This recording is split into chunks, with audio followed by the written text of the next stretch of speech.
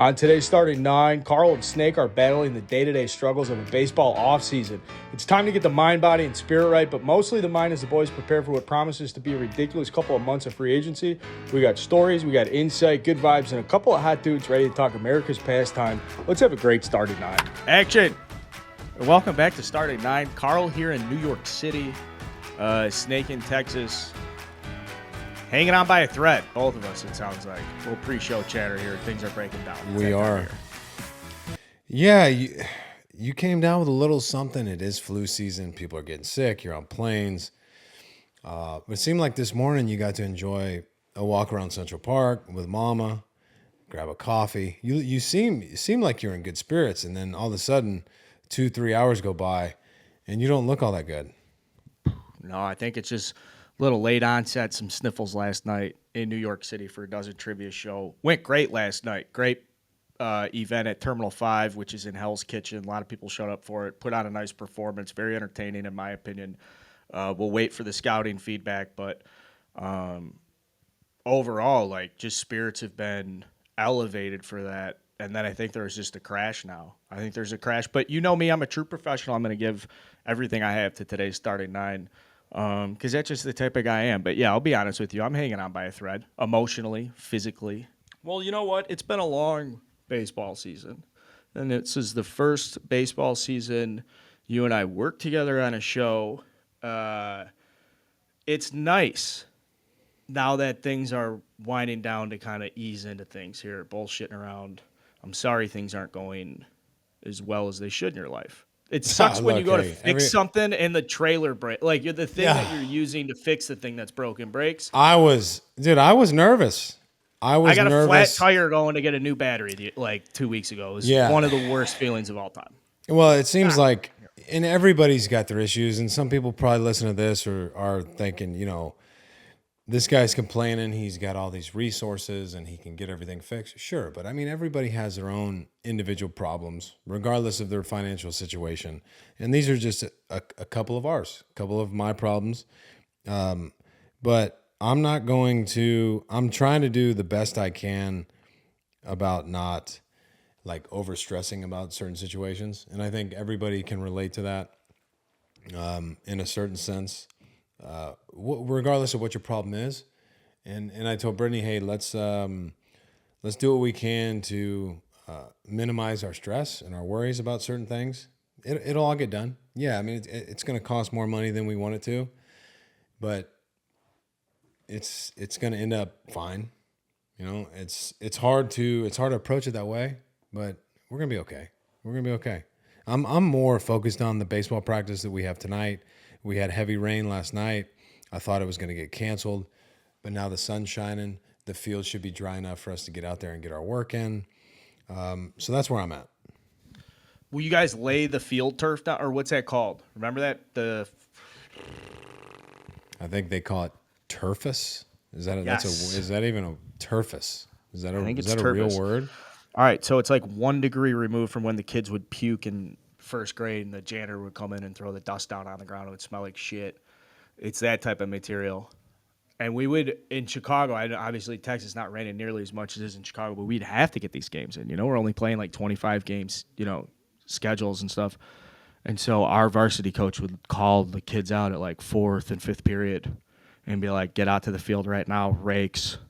You know, we just have turfus all over. And then this went on so bad that by the end, the playing surface was basically just turfus. Now, if no one has any idea what I'm talking about, the baseball fans that like didn't play. It's like a drying agent, I believe. It's like a chemical that they probably were developing for like the Vietnam Warfare and found out that it was better at like drying up water for baseball fields than it was dropping on like jungles. That's what I would guess. Yeah. Maybe a little too deep there. I don't know. Well, but we don't, where we're at, like we don't have access to that. I mean, literally, I don't know many little leagues that do. If you have access to turfus or you have a crew that comes out and takes care of the field for you, I mean, more power to you. But I mean, if there are like puddles by first base where the mounds are wet, like we just got to deal with it. I mean, there's no rakes available. It's not the I mean, we honestly don't practice on the best facilities. I didn't play in Little League on the best facilities either. I mean, I think there was probably 1 or 2 instances a year where a kid like chipped a tooth or got hit in the eye socket with a ground ball.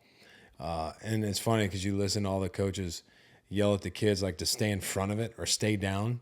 And, you know, in the back of the kid's mind, it's like, well, I want to stay down, but this ball could pop up and hit me right in the eye socket, or I could lose a tooth. So I don't blame the kids for kind of that Olay bullshit.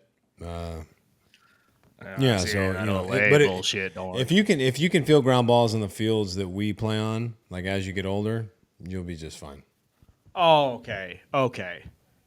I'm serious. Like, they're Well, I not mean, now great. I don't know many great Little League fields. Some of the tournaments that we play on a lot of turf fields. So I love the turf fields. I love it. field, When we went to turf in college, my first year on the team, not turf. Then we switched over my sophomore year, the last 3 years. A lot of people were complaining about it, and then you go out and you play on it. Yeah, because unless you're playing on, like, there's nothing worse than being in a competitive environment and getting a bad hop. And just be like, we had a fucking smooth surface, that's an out. Like, what the fuck? And then with the turf, it was great. We just put our infielders way back. You could play through rain. You didn't have to tarp shit. Oh, there's nothing worse than tarp in the field. I mean, there's a lot of things that are worse than tarp in a field. But you know what I'm talking. Hot, humid. Somebody's hat gets stuck under there. Yeah, or somebody gets stuck under there. We had a real live human being get stuck under the tarp a few times in college. He was okay though. They made it out. Tarp duty was a big deal. You know, like our coach would send out a text like super early in the morning, and probably not long after we had all just kind of gotten home from whatever activities we were doing the night before. But everybody would show up, and occasionally somebody would not show up,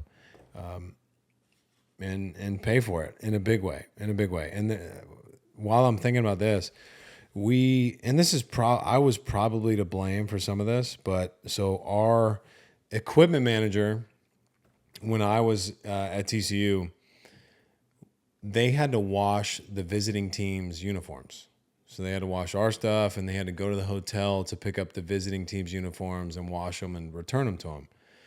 I may or may not have kept him out a little bit too late, and he missed the phone call to go pick up the team's uniforms, and he was let go. He was let go the next morning. So, and then we never saw him again. You think he's listening right now? I mean, he might be. Yeah. We should definitely reconnect you guys on this show. We got to get him on the show. I used to kick his ass in NCAA football on PlayStation, like, religiously. But hey, he came out with the boys one night and didn't make it for laundry, and yeah, he gone. That is on him though. If you're gonna hoot with the Owls, you better be able to get up in the morning and sort those Eagles. Yeah, sure. It's an old saying. It's an old saying in the legal industry around here. I got a rainout story that I thought of. My best friend was playing. One of my best friends from Illinois baseball was playing minor league ball in the Northwest League for the Casper Ghosts. The year is 2009. Is this independent ball or what is this? No, it's affiliated. This is the Rockies short A season Northwest League, or Pacific League. No, not Pacific League. Northwest League. I think Jared Clark from Cal State Fullerton's on the team. Nolan Arenado's on the team. Trying to think. Maybe Tyler Matzik. It's 2009. I go out to see him. My dad and I go out to see him, and there's a home stand. And we're just pumped to see him. It's his first pro season. He had just gotten drafted 2 months earlier. And I told him, I was like, yo, you get drafted, I'm definitely coming out for a nice weekend. We're going to hang out with the boys and everything. And sure as shit, he gets drafted. And we make the plans. We go see him. Didn't get a chance to see him play. The Casper Ghosts, it might be their only rain out of the decade. It rains so little where they play that they don't even have a tarp. So we're there on the Friday for the game, and they got the lineups, and he's out there getting ready to go play third base. I'm so excited to see my buddy play, and the skies open up, and I'm like, oh, a little rain delay. And then I look around, and they're like, wait, there's no tarp. Wait, where's the tarp? And the locals are like, man, it never rains here. You know, whatever. They don't talk like that in Wyoming, but you get the point. That was in People are like, "We don't have Wyoming? a tarp." Yeah, Casper, Wyoming. They didn't have a tarp in Wyoming. No, No, they were that's just- surprising. They never rains. Okay. Well, I didn't It expect was like the that you first wouldn't get rain out rain in there. years. I figured the only places that didn't have tarps were certain teams in California. Because I don't even think the Angels had a tarp up until recently. Doesn't matter. I'm just going to tell you guys about Game Time, the exclusive ticketing app that makes it easier than ever to score last-minute deals on tickets to sports, concerts, and shows, and they guarantee the lowest price. I might be using Game Time tonight. I'm trying to go to Broadway. There's my personal endorsement. Game Time. Let's go to Broadway. I've been using it all year. We use it for the World Series. If you guys aren't using Game Time, check it out. It's easy to use, amazing deals, fastest growing ticketing app in the United States.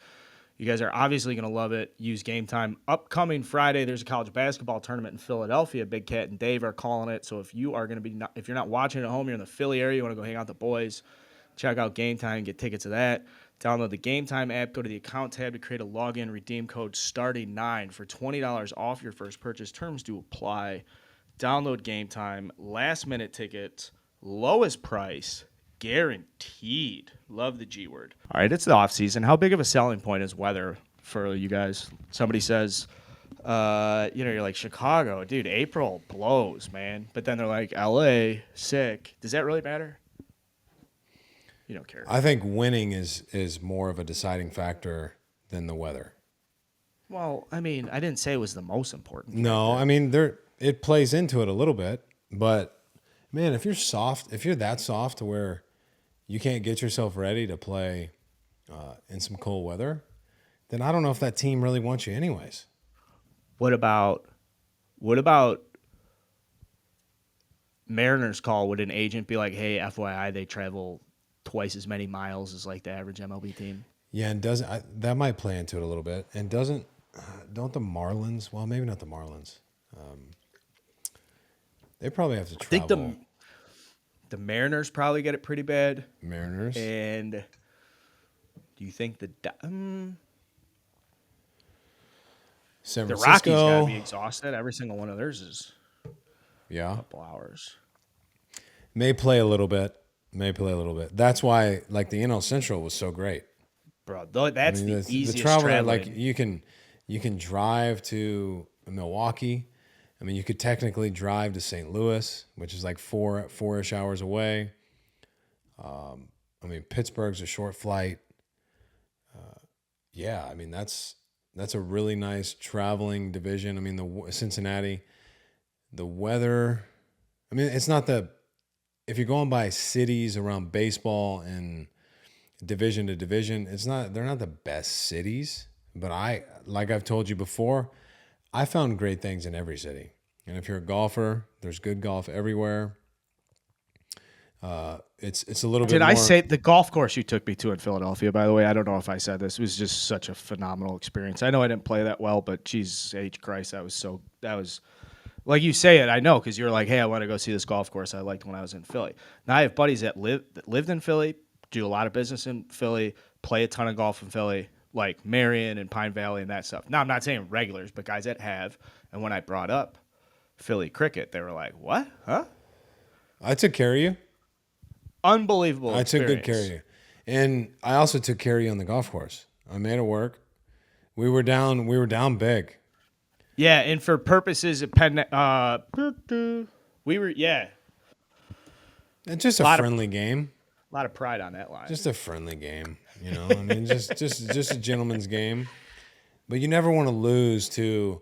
And look, my buddy Tyler, he talks a lot of shit. Not a great golfer, and I know Tyler's listening. He's way better than he was the last time I played with him. But he plays 100+ rounds a year, so he should be getting better. There's no fucking excuse. And then Ryan Chang, not the best golf swing, but the result. Because when you first saw him like swing a club, you're like, all right, this guy can't be that good. And then he just stripes it. Instant follow up. A lot of text going around. Yeah, Ryan Chang. So that was a good foursome, a good mix of guys. But I was thinking of that just because you brought up with, like, when you go to these cities and there's plenty of stuff to do, and as these guys are making decisions about the offseason and free agency, there are these secondary. Obviously, it's like money and winning. Like, yeah, get the most money, get your best deal, be in a situation where you compete.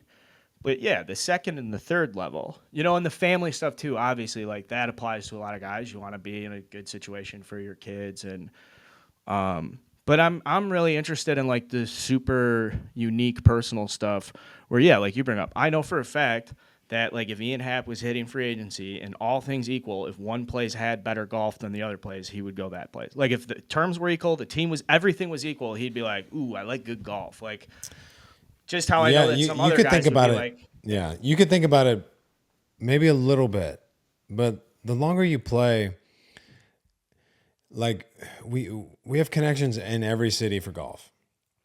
So I don't think it's going to play a huge part in it. What's interesting about free agency for me is there's a small group of guys that are going to be fortunate enough to go to basically wherever they want to go. They're going to have a certain in the higher the larger the contract, that number of teams is going to be smaller, obviously. But with guys like Judge and this group of free agent shortstops, maybe Carlos Rodon and some of these other guys, like you're going to kind of have your pick. Well, I guess it depends on which shortstop signs first. I've seen some teams talk about how, Xander Bogaerts is their first pick out of the shortstop litter. And I mean, I don't think you can really go wrong with really any of those guys, but there's going to be, it's like the Carlos Correa thing. Like he was kind of stuck with signing in Minnesota because maybe they were the only team who would give him, the AAV he was looking for with an opt-out. And yeah, they were in first place for a while. They had some injuries. They had some issues with consistency. But there's always going to be guys who kind of have to sign for a larger contract on a team that they don't necessarily want to be with. And maybe you learn to love it and you like the team and your teammates and the coaching staff. But, it still doesn't. It's hard to overcome the fact that you might be with an organization that you just know is not going to win. And some guys are going to be stuck in that position, just like it happens every year. So, yeah, you consult your family, your wife. Like, are you going to be close to friends or any other family, extended family? Maybe, maybe not. That comes into this decision-making process. Where are you going to play for spring training? Some guys don't want to play in Florida for spring training. Some guys don't want to play in Arizona. So there's a lot that goes into the decision, but some guys are going to be handcuffed and the decision is almost going to be made for them. Even if they sign for a significant amount of money, as more and more guys sign, your list of suitors like becomes much, much more limited, when guys are taken off the board. I like this. Like it's like the psychology of free agency right now, getting some good insight. Speaking of psychology. And now a word from our sponsor, BetterHelp. Fortunately, life doesn't come with a user manual, so when it's not working for you, it's normal to feel stuck. Navigating any of life's challenges can make you feel unsure, whether it's a career change, a new relationship, becoming a parent, where to sign in major league free agency.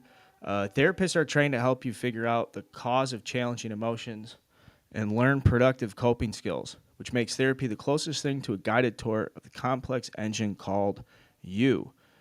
Guys, self-empowerment, or maybe you've been through a traumatic experience. Maybe you feel stuck. You want more out of life. You're looking around and you're just feeling, some would say, I think, the blues. Check out BetterHelp.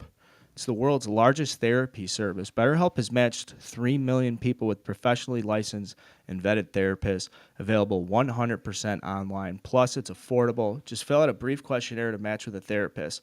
If things aren't clicking, you can easily switch to a new therapist anytime. It couldn't be simpler. No waiting rooms, no traffic, no endless searching for the right therapist. Learn more and save 10% off your first month at betterhelp.com/starting. That's BetterHelp, HELP.com/starting. Check it out, guys. Don't be afraid. All right, I want to get back to some questions here. I'm interested. You brought up, like, we were talking about travel in the NL Central. Do some teams have, does every team have a private plane?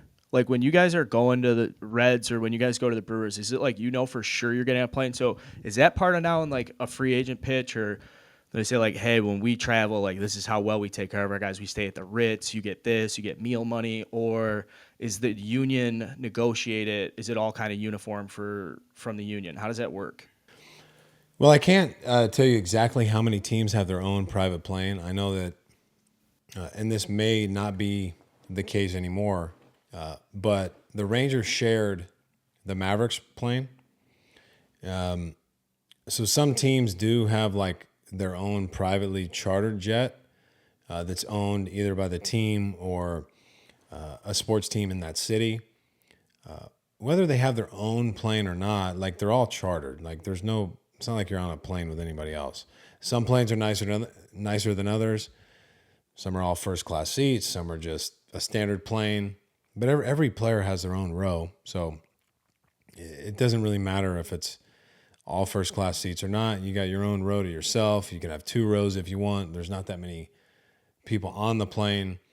I think one of the biggest deciding factors, other than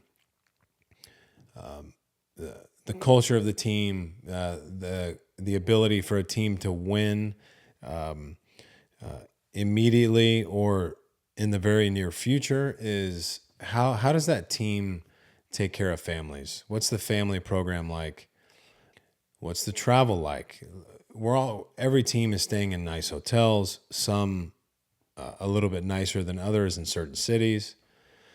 But if I'm a guy that has 2 or 3 kids, young kids that really take advantage of the family room, and kids that can't sit in the stands for 9 innings, how well are they taken care of? If I know that my family is taken care of while I'm at the field or, in the middle of a game, my wife or my family or girlfriend, fiance, whoever is comfortable and taken care of in her seats, that gives you peace of mind, where you're not worried about, their safety or their whereabouts. So that plays into it. And, I've talked to Mark DeRosa about this. He said the best family program and the best experience he had from a family perspective was in Texas. So I know that the Texas Rangers take very good care of the players' families, the kids, and that's a big deal. That's a really, really big deal. If you're single, or let's say you're engaged or you're married, you don't have kids, maybe that doesn't come into play as much. But if you sign a 6 or 7 year deal, you're probably going to be having kids at some point while you're in that organization. So these are questions that guys are definitely going to ask. So, for these teams, like, if you want to get a leg up, and it's no secret, and teams know this, like, guys want to know that their loved ones are taken care of while they're at the field every single day. And we're at the field for 12 hours or so a day. That's a lot of time away from your family, from your wife, from your kids. So the more you can, do from a family perspective, the better off you're going to be in many ways. Maybe you get a guy to sign there because you sold him on how well you take care of his kids, and if that's the case, that's something that's pretty easy to do. The name that jumps up now that you say it, I got a couple listed like names here that aren't huge. I guess aren't really making like tons of news right now in the free agency market. Like, you have your 4 shortstops, you've got Aaron Judge, But like Clayton Kershaw to Texas, my cousin's a diehard Texas Rangers fan, and I should qualify this with the smartest person I know. And I know everybody's got a smart cousin. It's like, yeah, I got a cousin who's super smart. I'll put my cousin up against anybody's cousin when it comes to intelligence. This kid's so whip smart that they had to like ship him off to different. Just as soon as he was young, they was like, you have to leave. You're too smart. You have to go to different schools. He is a diehard Texas Rangers fan and as well informed as anybody I know about their teams. And he's telling me, he's like, dude, I swear to God, Clayton Kershaw, like the ownership will put up the money. He'll come back home. You know, he's been doing it so long in LA. They'll give him all the money. They'll just let him do whatever he wants. But now that you tell me Texas is like a place that's known for being good to families, if you're Kershaw and you know, like, does he live in LA permanently or does he live back home? Where he's from? I can't tell you for sure. I would assume, and we have a very close mutual friend, a guy that I played with at TCU. His name's Will Skelton. He's one of Kershaw's best friends. I would say with 99%, you know, certainty that he has a place in Dallas, in the Dallas area. I would also assume that he has a house in LA, because why wouldn't you? When you're as successful as him and you have the means to do so, you have a house in both locations. It wouldn't surprise me if he has a house in Arizona as well for spring training. I don't see him, you know, going anywhere else but LA. Him and his family are so accustomed to playing for the Dodgers, and I'm sure they're very comfortable there. Everybody loves him in LA. Would everybody love him in Texas also? Of course they would. He would be extremely well received in Arlington. He would help bolster their rotation. And, you know, as soon as, you know, it looks like he's slowing down and his history of injuries may come into play or deter certain teams from maybe signing him, he has an incredible season. Almost throws a no-hitter in his first start of the year. Pitched pretty well all season. So there's no reason to think that he can't have a productive, healthy season next year. Rangers should try and go after him because they need pitching. They need pitching. They got Bochy. We've all seen what they did last season with bringing in Corey Seager and Marcus Semien. But if you can't prevent runs, it doesn't matter how many you score. So they need help in that regard. But if I'm LA, I'm not letting Clayton Kershaw go if I have anything to do with it. He's too iconic, too legendary. It's the Dodgers. There's too much history there. There's too much meaning. You know, he's a slam dunk first ballot, you know, hopefully unanimous Hall of Famer. If there's probably some crusty ass Giants fan out there, Padres fan who's got a vote, that's gonna fuck him anyways. But I guess my take as a fan is like it would be cool to see him go to Texas because, you know, my perspective is I would like as many teams as possible to have as much star power as possible to make, like, I want to grow from where this playoff experience went with these 12 teams where for the most part you felt like every team had, you know, like put up a good fight in some capacity. A lot of where baseball goes from here is like just having more talent spread out and deeper teams and stuff. So there's this side of me like, yeah, of course I would love to see Kershaw go to the Rangers, but it's more like I would love to see someone like Kershaw go to the Rangers, specifically Clayton. No, I think if he has, you know, like he should just wear one uniform, but it sounds like another guy like DeGrom is interested in changing uniforms. And I didn't even think about this until you brought it up right now. But Bruce Bochy is one of the most legendary pitching guys of like my lifetime, right? Like the way people talk about Bruce Bochy with pitchers. If you were a starting pitcher in today's game and you wanted to have a good relationship with your manager, wouldn't Bruce Bochy be towards the top of the list? Or have you heard otherwise? Or like his reputation's like sound, I would imagine. It's fucking legend. I've never heard a bad word about Bruce Bochy, and I don't ever expect to. I don't know if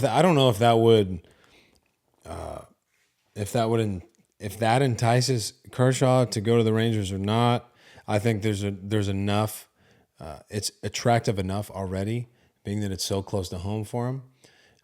But don't forget this, like the Rangers, they have to be,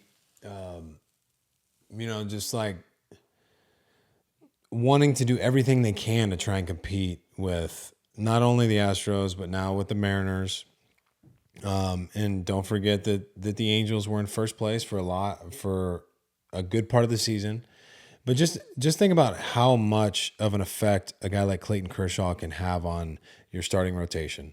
Guys like even John Gray, who's now he's a veteran guy, but Dunning and Otto, and Cole Reagans, like who's a left-handed starter. That's got to mean something for the Rangers, and they know, okay, if we could just bring Kershaw in the door and get him around these guys, how much better is that going to make our rotation? Just having Kershaw in uniform with the Rangers in spring training, in surprise with them all season. If you get Kershaw for one season, he's going to help advance those guys' careers much more so than, and this is no disrespect to, the manager and Bruce Bochy or the pitching coach or the,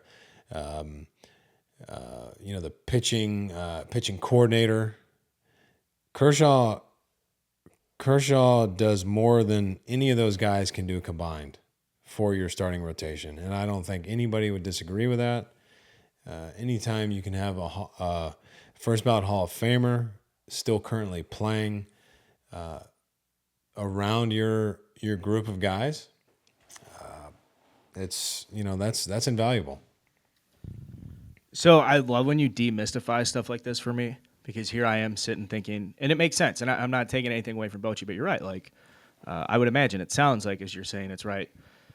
You'd pick up more from working alongside a guy than working under somebody, and working closely alongside somebody and having that peer-to-peer interaction more than, just making it more realistic. Reminds me of a time I was out drinking with a guy we brought up in the Sonny Gray interview, Derek Johnson. But before I tell the story, I would like to thank our friends from Beard Guys for sponsoring today's episode. Beard Guys offers a comprehensive collection of beard care products for all types of facial hair and skin types. Like, for example, if you're subscribed to our YouTube page, you'll notice Jake's beard is robust, gorgeous, full, thick. That's because Beard Guys delivers high-quality, badass beard care with irresistible beard scents and styles. Their best-selling products include Beard Wash and Tame, Beard Balm, Beard Oil. That's an oil, balm, wash, and tame trio. You just want to tame your facial hair. You want to soften it. Maybe she says it's too rough. I want you to get rid of the beard. Don't give in this time of year, guys. I know that feeling. I've been in those relationships before. I'm not anymore, but there's been a time when it's too rough. It's too scruffy. I don't like it. No, I'm gonna wash it, I'm gonna tame it, I'm gonna balm it, I'm gonna oil it, I'm gonna soften it. It's packed with a blend of argan, avocado, coconut, grapeseed, sunflower, and jojoba oils. Craft your beard care routine today at Beard Guys with a Z, beardguys.com. I don't know what you guys are waiting for. You facial hair guys, you're a passionate bunch. Nobody just casually has facial hair. People are, I shouldn't say nobody, but for the most part, it's a proud thing. It's a very proud thing. Don't make me go on a tangent about facial hair. I want to get back to the story about Derek Johnson. I'm out drinking in Wrigleyville. The Cubs had just drafted Chris Bryant, so this is 2013. It's like September 2013. My buddy from summer ball in college played in Idaho. He was like 20th rounder of the White Sox, played at Austin Peay. He was staying with me for a weekend. We go out with a couple of his buddies, and like one of his friends was friends with Derek Johnson, who had been hired by the Cubs as the roving minor league pitching coordinator. He was up with the Cubs because it was like the last week of the year, so he was at HQ with Theo, like going through like season-long evaluations because the minor league season had ended. So we were just out boozing, bullshit, hanging out.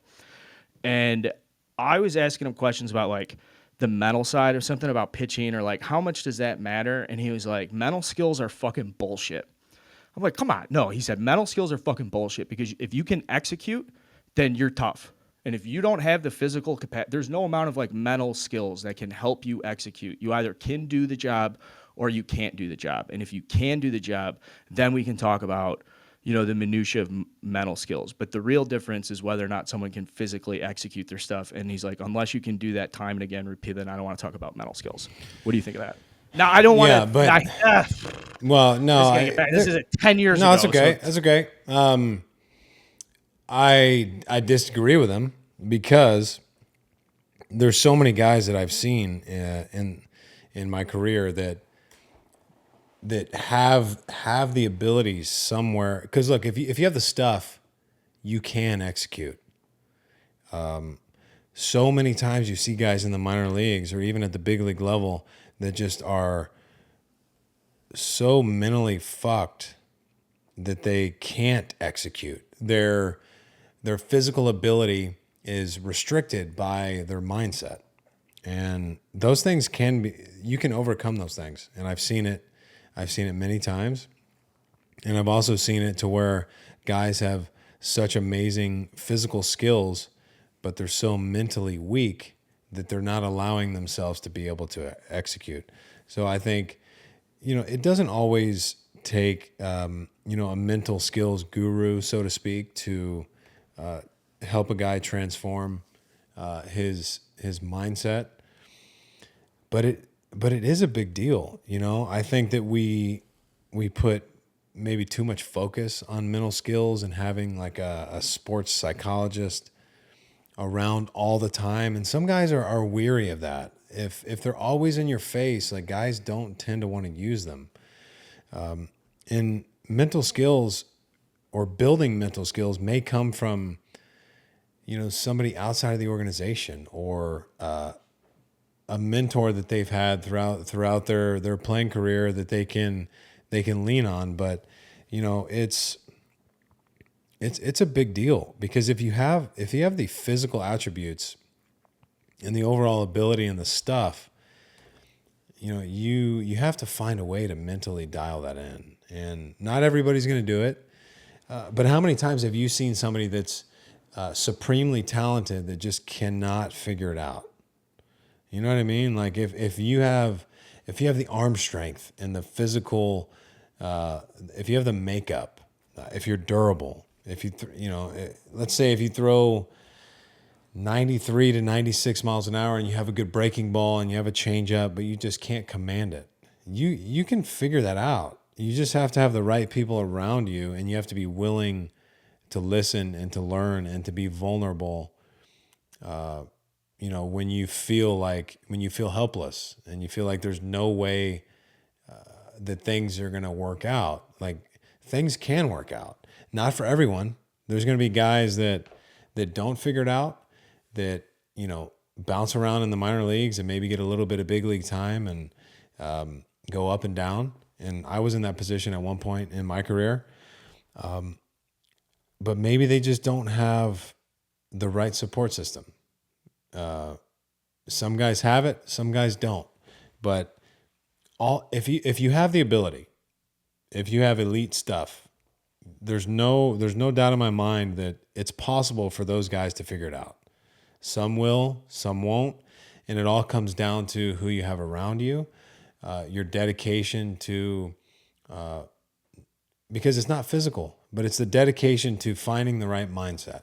If you're so focused on your failures and trying to figure out or wondering if you'll ever be good enough to pitch at the highest level, that mindset has to change. If you can change that mindset and you can be, if you can have short-term memory and just analyze, what went wrong in your previous outing, or if you could just take away, what needs to be done better moving forward, because too many times I see guys that just can't self-evaluate in the right ways. Like they say, well, I made good pitches, I just got beat. And they do that over and over and over. And I've seen it so many times. You got to throw that away. You got to get rid of that mindset. look, if you give up 6 or 7 runs in 3 innings, like you weren't making good pitches. You were probably falling behind. You weren't spinning a breaking ball for strikes. You were too predictable. Maybe you were tipping pitches. So stop surrounding yourself with people that just continue to agree with you, and try and seek out people that will call you out on your bullshit.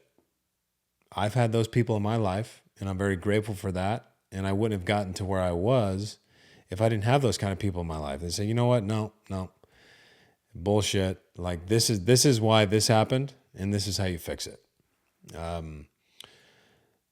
So yeah, I love DJ. I think he's great. But I got to disagree with him on his thought process on mental skills, because they're just as important as physical skills. You just have to figure out how to combine the two. Yeah, you know what? Maybe I could have been overvaluing mental skills within the conversation, and he could have been trying to just say, hey, buddy, fucking, the reason you didn't get drafted has nothing to do in between your ears. It has to do with your ability. But yeah, no. And you know what? I'll give him credit too, because that was a conversation very early when I started with Barstool, and I remember it stuck with me because I'd been with Barstool for a couple months, writing blogs about the Cubs are doing this, and the Cubs just did this. And so my first blog was about how the Cubs drafted Chris Bryant. Big Cat reached out. We had been talking for a while, and he was like, hey, man, if you know anything about this guy, I'd appreciate a blog on it. And, we'll see if guys like it. We'll keep you around for a little bit. So I write this blog about Chris Bryant. So Chris Bryant was kind of like the starting point for me with Barstool. And so when I meet DJ and he's explaining what he does, I'm like, so what did you think when the Cubs drafted KB over Jonathan Gray? Because that was a minor little thing that people had talked about. Now, Theo came out later and said there was really never a debate that they had always wanted KB. But leading up to the draft, people in the media were like, do they go pitching? Do they go hitting? Obviously they made the right decision. But it was a storyline. So I'd asked him, I was like, what was your take on it? And I don't even know if I want to bring up his take because it was so – he's a pitching coach. Of course he wanted the pitcher. He wasn't afraid to tell me either. It was funny. But that was a conversation that had as I kept going and was writing stuff, I'd reflect back on some of the stuff he told me about, guys in the system or what he thought about the direction and stuff. So shout out to Derek Johnson. I hope he's doing well. Anyways, got some other stuff for you. How are you doing, buddy? I'm good. That was a long-winded fucking. No, it's okay. Well, yeah, I mean, he's gonna be partial to pitchers. I mean, you would think. As a pitching coach, bring in guys that I can work with, but it also doesn't hurt overall, your staff and the organization if you're bringing a guy like KB. It's going to make your starters better too. I have a couple names on a list I want to run past you. Before I do, though, do you have anything off the top of your head related we're talking about here, signing stuff, anything that that jumps out when you were making your decision, or guys you've heard horror stories that were I had no idea. I have a funny one for you, okay? So there's a story about a guy from my neighborhood when my older brother was in high school, who was the greatest high school football player in the neighborhood, and he went to a service academy to play college football, to play running back. And he gets to the service academy. I can't remember if it was Navy, Air Force, Army. But the first week, he had no idea that you got up at 4 a.m. and do calisthenics. He had no idea what he was getting into. He just knew that they were 6-6 the year before, were trying to go bowl eligible and was going to get free education. And so he just fucking left. 2 weeks later, it was just no, I'm not doing this bullshit. And then it was you see him at the bar. My brother told the story. He's yeah, you see him walking around. And be how do you not know? How'd you not know you were going to a service academy? How'd you not know there's somebody yelling at you had to wear a uniform? I just think there's funny things guys signing with the Yankees and be what do you mean? Sideburns? Or I cut my hair? It's fuck this. The Bulls had that too. The Bulls spent a ton of money on Ben Wallace one year, and he gets here and they were you can't wear the headband. And he was I'm the defensive player of the year. You can't wear a headband. And the Bulls were we don't do headbands. And that was And then he played bad on his contract, and then people were like, "See, that's what happens when you don't let him wear his headband." And it's just a nightmare situation. I'm trying to think. A good one would be like a Cubs guy that was like, day games. Whew. A lot of those day games. You're like, yeah, dude, it's the Cubs. You're going to love day games, though. You learn to love them. And you know what you get into before you sign with a team. Like, you just know. Yeah. All right. That be on the agent, you know. Look, like I said before, there's going to be guys that don't necessarily have a choice. Like, hey, this is the team that's willing to pay you X. And, if you don't want that, you can sign elsewhere, but it could be a 1-year deal, a 2-year deal for less money. And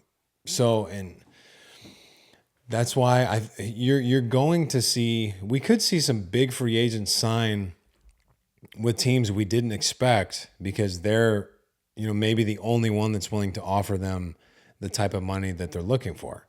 And you see it every year. You're going to see, and it could be to teams that, maybe feel obligated to sign like a star player or a big name free agent that might not even win, but they need to spend some money and they want to sell some tickets.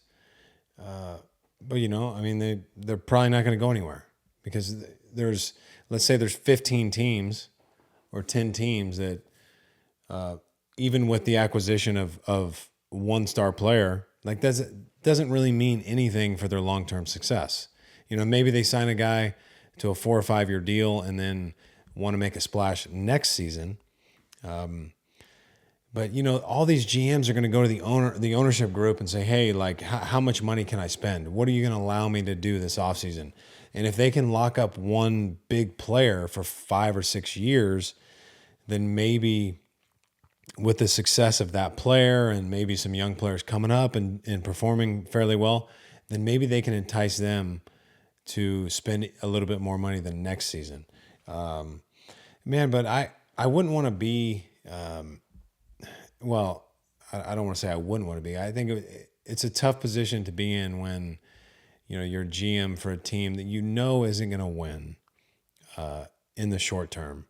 And you're trying to convince your owner who doesn't like to spend a lot of money to sign, let's say a guy like Trey Turner or Correa or Bogarts or Dansby Swanson or Rodon, and even if you convince the owner to give you the money to try and go get those guys, like, will those guys even want to sign with your team? You just don't know. So the GMs are in a tough spot. It's hard to be, a GM for a team who, hasn't shown signs of winning and don't necessarily show signs of wanting to win at a certain level. So why would guys want to sign there? And one of the only answers is because that's the guy's only option. And now it kind of feels like the GM job isn't as big as it used to be. So back with say 20 years ago, I'm in high school going into college, and like Moneyball just comes out. Theo's with the Red Sox making moves, and this idea of like a career as a front office guy, like if you're not good enough to play in the big leagues, like I knew for sure that there was no way. I shouldn't say like 99 point, unless something amazing happened where I grew 3 inches and just woke up one day, like an act of God would take it. But then there becomes a thing, and the Fangraphs culture and the people at Baseball Reference on the message boards and all that stuff, like the idea of being a front office guy becomes this thing. And what's that, like 20 years ago in the GM position. And now because of the advancement in statistics and sabermetrics and just all the data, like being a GM in the weeds isn't enough. You have to have a president. You have to have somebody who can, put a vision together and work with the business side of the game and keep the owner happy. You got to have somebody who can, interface across the whole organization and put together a philosophy and a fucking, I feel like Theo Epstein was behind a lot of money that got spent on redeveloping, the spring training complex or, part of like renovating Wrigley Field more than a front office guy, a regular front office guy would be or a GM today. And so it's like when Scott Harris, he was the GM for the Giants, but he wasn't in charge. Now he's in charge of the Tigers. And so these GMs, I feel like you're just signing up as being like an investment banker now. Like you're just putting in 100 hours, 120 hours a week. Like you're just in the numbers nonstop, and you better be fucking sharp as a tack. Yeah, well, you make a good point. Like it kind of starts with the little things. If you're trying to get these big free agents to sign with your team, what's the spring training complex like? What's the training facility like? Little things like during the season, what's the training room, and like, do you have the modalities that guys want? Do you have the saunas and the cold tubs? Everyone has a cold tub, but do you have the hyperbaric chambers and the float tanks and all that kind of stuff? Like that plays a big part in it. Like if I'm a guy who values recovery, as a huge part of my routine, like and a team wants to pay me a lot of money, but they don't do certain things that I really need, then I'm probably not going to sign with that team. So, every major league team now should have a state-of-the-art spring training facility, the best training room and training staff you could possibly have. Because if you don't, like, you're going to spend $200+ million on some of these guys, but you're not going to give them everything necessary to recover and be at their peak on a daily basis. Like that, if that's something that deters a guy from signing with your team over another team, then that's your fault. Like you can't allow that. That should not be a part of the decision process when a guy is looking to sign with your team or another team. You should have all of those boxes checked. That's one thing that you can easily control. And yes, it costs money, but like you mentioned with the Cubs when they built Sloan Park, it's got everything you could possibly imagine or need within the confines of that facility. And every team should do the exact same thing. And when you look at, like we talk about the Moneyball thing, like why the hell would you sign with Oakland? Why would you sign there? Like you got the clubhouse flooding, you got issues here. Like nobody wants to play there. Like if you're a pitcher, yeah, you might want to sign there because you probably get an extra 27 ounce with the the extended foul territory there. But that's such a small selling point. Like this is the highest level of the sport. There's nowhere else to go. You need to have the best facilities possible to provide for your players. And if you're not willing to do that, then you shouldn't be surprised that you can't get certain guys to sign with your team. Yeah, and just now that you say that, I feel like at some level, how long until Major League Baseball, you can't just keep propping some teams up with revenue share agreements and, all this shit. Like, how long will the owners take it if one team is just not remotely competitive or isn't spending and then the owners feel like, all right, well, if I got to share revenue with this team, we got to give them some of our money, and they're not doing shit. They're not doing anything to better themselves. Now, we'll see what happens if they move the Oakland Stadium, but it's like, now you say, you make good points. I'm curious to see if that becomes a bigger selling point for the players' union with the CBA in future negotiations and stuff, but they've already got enough stuff to worry about. Like, there's already enough stuff that, like, I don't know what level you can go to and, like, mandate this stuff. I do know that when it comes to checking boxes, though, you guys better have a protection program for your sunglasses. And Shady Ray Sunglasses offers an industry-best combination of fit, style, and performance at the big brand price tag. It doesn't stop at the quality. Shady Rays offers the most insane protection program in all eyewear. Every pair is backed by lost and broken replacements. You guys see me looking fresh every day. That's because of Shady Rays. If you lose or break your pair, even on day one, they'll send you a brand new pair. Wear with confidence because Shady Rays has you back long after your purchase. I fucked that one up, but stay with me, guys. Shady Rays backs me, even though I stumble through the ad read. They also provide 10 meals to fight hunger in America with every order and have donated over 20 million meals to date. Look good in your shades and feel good by making an impact. Exclusively for you guys, Shady Rays is giving out their very best deal this season. Go to shadyrays.com. Use code STARTING for 50% off 2 or more pairs of polarized sunglasses. Shadyrays.com. What? Gift season's coming up. Get that loved one some sunglasses and the protection knowing if they lose or break them. ShadyRays.com. Starting 50% off 2 or more pairs of polarized sunglasses. All right, I'll ask you if you got time. I mean, we could also splice that ad read into the middle of the show if you got stuff going on. I know we're running a little late here. Just got to get the kids from school. I mean, they could walk home, I guess. It's not that far. I didn't walk. I was always mooching rides. No, I rode my bike. I think I started riding in first grade. Wasn't that far Dino either. GT? Yeah, I had a GT. It actually got stolen outside of a Burger King like 2 weeks after Christmas. So my dad wasn't a big fan of that. But, it's like as a dad, you want to get mad at your kids, but then you also you want them to have a bike or whatever they want. So it's a hard battle to decide what you do there. You want him to learn his lesson or her to learn their lesson, but you also you want him to have a bike. So he got me another one, and that one got stolen too out of my friend's front yard. So shame on me. But we were inside the house for 15 minutes.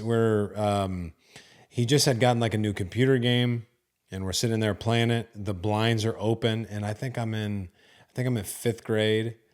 And I see a teenage kid run into the front yard, grab the bike, and just take off right in front of my eyes. Yeah. Do you remember the computer game? Command and Conquer, World of Warfare? Man, I don't. I really don't. That's tough, dude. It wasn't that exciting. Huddling around a desktop, sharing a mouse. My turn. Yeah. I wasn't a big computer game guy, I like to play. I remember Mortal Kombat. There was a Street Fighter, and Tekken was big. A little bit later. I like the 1v1 fighting games. But I wasn't really ever big into video games. I was always outside. I try to. I have an oldest brother who just smashed people and everything. He's a big gamer. He's tremendous hand-eye coordination. He's good at everything he does. And that includes video games, so it's very discouraging. A lot of broken controllers. I had my bike stolen in 4th grade, and I didn't get that second bike until freshman year of high school. That was tough. Borrow your brother's. And not to say, I didn't grow up in a house where, a bike set my parents back a paycheck or anything.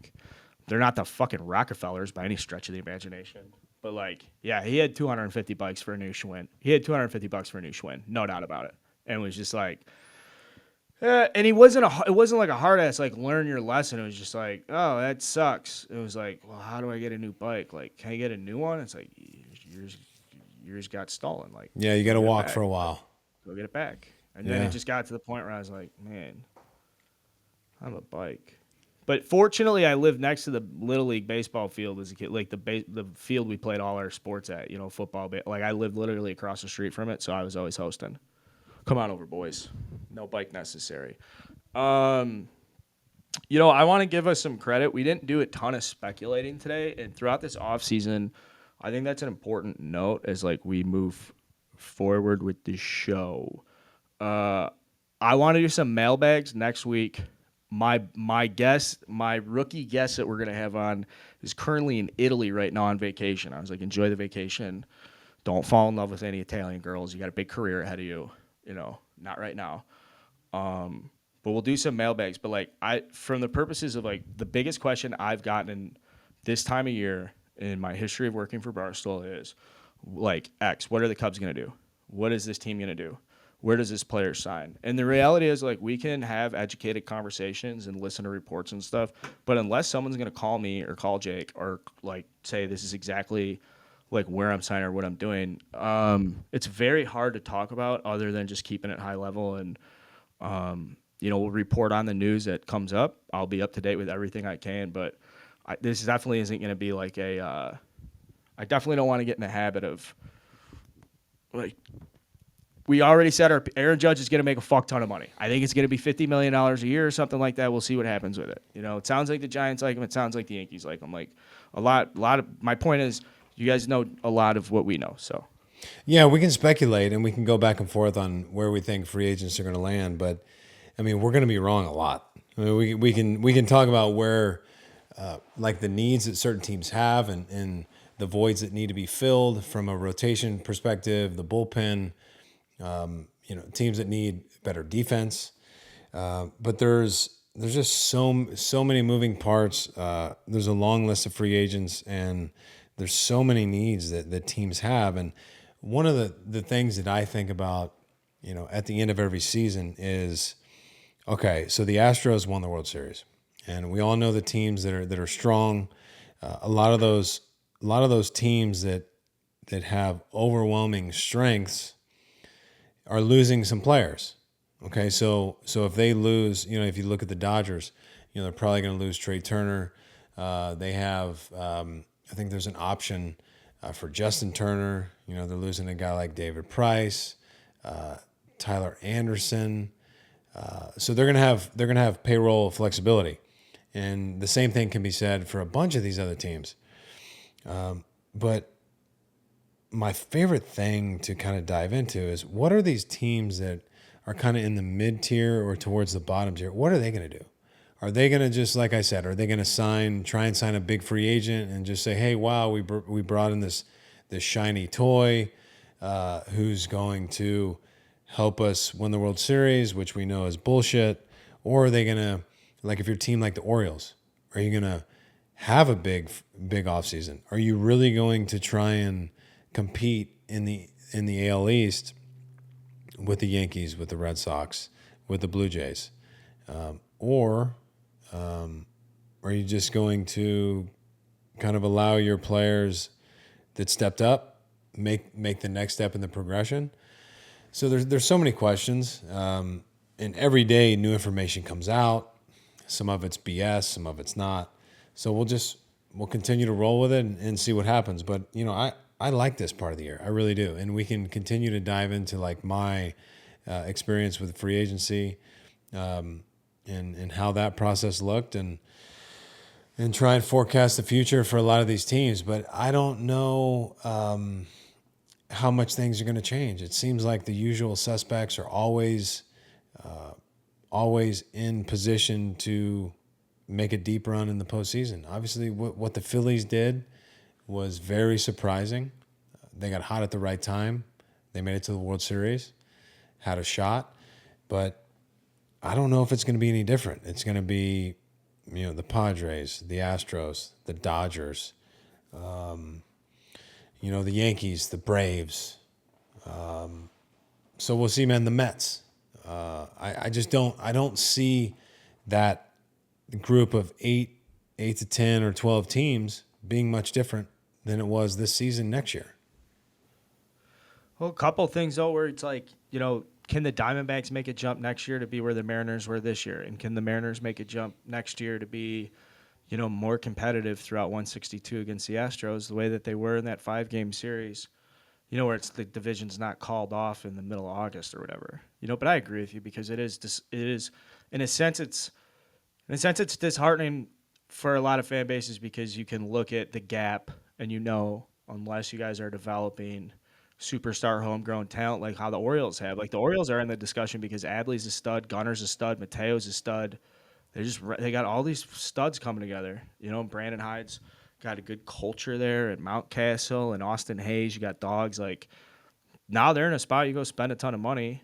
I agree with you. That's significantly more interesting. They can take those jumps, But the same respect, I said, like, I do think this will be my last hard take of the day. I do think for the first time since I can remember, the Yankees will get objectively worse this offseason. Like, you'll go into spring training this year and you will know for a fact that the Yankees team that takes the field next season is going to be significantly worse than what took the field this season. And I just feel that way because Rizzo opted out. They lose Judge. Major question marks at shortstop. Questions at third base. Yeah, like I just don't see how. I just don't see a world where. Yeah, no, I'm with you. I just don't see. I'm with you. Yeah, no, I definitely think they're going to lose Judge. I think that Rizzo is going to sign a multi-year contract elsewhere. He's a championship player. He brings the intangibles that not many players possess. Donaldson might be taking a step backwards. He might be getting to that point in his career where he just doesn't have as much as he had previously. We'll see. But I agree with you. I think that division is definitely going to be up for grabs. And, God damn, I would love to see a team like the Orioles win the AL East. Wouldn't that be amazing? They need to make a splash. Make a splash in free agency. The GM has said that they're going to. It could be smoke and mirrors. But man, I'd love to see it rocking at Camden Yards all season. And if they can get a few key additions, like they've got some really good pieces that have shown a lot of promise, especially towards the end of the year. And when you have a catcher like Adley, who can do what he's already done, I mean that's so big for your franchise to have it in a position like the catcher's position, who can manage the rotation, the bullpen, that entire staff. And it's like with Texas potentially bringing a guy like Kershaw. Like if you can have a guy like Adley Rutschman kind of take ownership of that staff, he's going to help those guys come along way faster than they normally would. Dude, I think Adley next year going into it, like at the start of the season, you're obviously going to see Shohei, Trout, Judge, top of the Vegas boards for MVP odds. And then the next category below where it's like Vlad Jr., Adley. I think Adley's going to be right up in that mix because he can really take – he was phenomenal in his first full season. Looked like he belonged. I heard some other interesting thing that like they could – like people weren't sure if they were going to trade Cedric Mullins, even though Cedric Mullins is like productive and he's very good and you'd want him in center field. But there's this sense that like his value's high. And if they move him, then can they move Mateo around? And then you can go spend money on Trey Turner because he would like to play in the DC, Maryland, Virginia area. So some really interesting stuff, and people haven't talked about the Orioles. I'd throw the Rangers and the Giants back into it as well. The Rockies, they could do some weird stuff. I heard their name come up a bunch.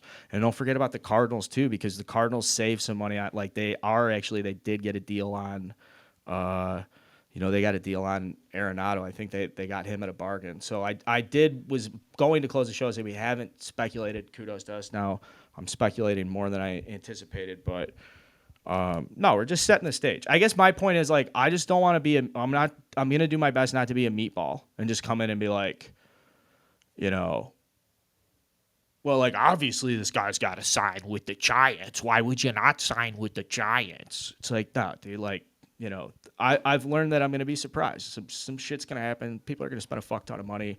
Hopefully my team gets better. I don't really talk about that much on this show, but it would be nice to see the Cubs do some smart stuff. But in the same sense, like working on this show makes it harder for me to get upset about that type of stuff because, we got bigger fish to fry. Yeah, we do. There's going to be a lot of interesting moves and some head scratchers maybe. But these GMs are,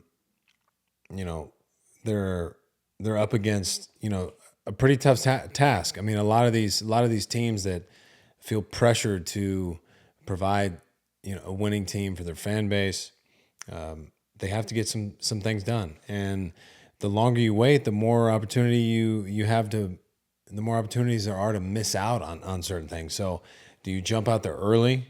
Do you try and sign guys quickly? And how many pieces do you bring in? And can you convince the ownership group to give you the financial dollars necessary to continue to compete in divisions that, only get tougher and tougher to win? So, and I think that the division that I would love to see a significant amount of signings is the L Central. And we talked, pretty much all year that it's not a very exciting division. And, I'm kind of tired of that. I want to see teams. Yeah, if the Royals go out and spend some money, probably won't happen, but I'd love to see that. Yeah, the AL Central is like you go out to the bar and there's like just look at that group of girls and it's like, dude, some of these girls are rockets. holy shit. And the AL Central stand over there like, oh, they must have been friends for a long time. Must have grown up together. And I'm not trying to say that to disparage. Last hot take, I think Aaron Judge signs in between Thanksgiving and December. I think he spends some time around the not going to speculate. Spends time around the family and Thanksgiving, gets some opinions, but then he wants to have his decision made before the holidays so he can give out presents with some peace of mind. That's just a bold assumption. And go buy a house. Go buy a house in spring training. Go buy a house in whatever city he's playing for. Have a designer kind of move in all his furniture and just be ready to go for spring training. Yeah, I like that take. Hey, good week in the offseason, good first offseason week. Excited to get down to Texas and do some offseason shit with you. I understand you might need some help with demolition work, leaky faucets, anything. Put me to work. We'll get some weird offseason content going. And I got to get in shape, too, so stay tuned for that. I got to drop a couple. It's been a long season that's okay. for all of us. That's okay. Yeah, well, it's time. You know, everybody might put on a little weight in the winter. We got baggier clothes, but we're gonna find a way to keep it tight. We're gonna stick with the program. We're gonna follow all these moves that are being made. We're gonna try and break these deals before anybody. Probably won't happen. We don't have the inside scoop like that.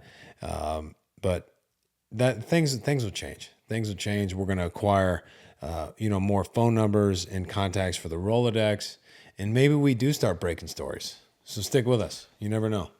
Never know. This is Starting 9. Subscribe to all channels. You want to throw a full subscription. YouTube, Spotify, iTunes. Share with a friend. We'll be back next week, and the next time we get back, I'm sure there's going to be some great news to talk about. Follow our social stuff for Breaking Ration. Until then, this is Carl. Snake, good show, buddy, man. Thank you. Yeah, man. Hey, feel better, okay? Go get some echinacea or something like that. That's exotic. Well, it's for good immune system support. Take care of yourself, buddy.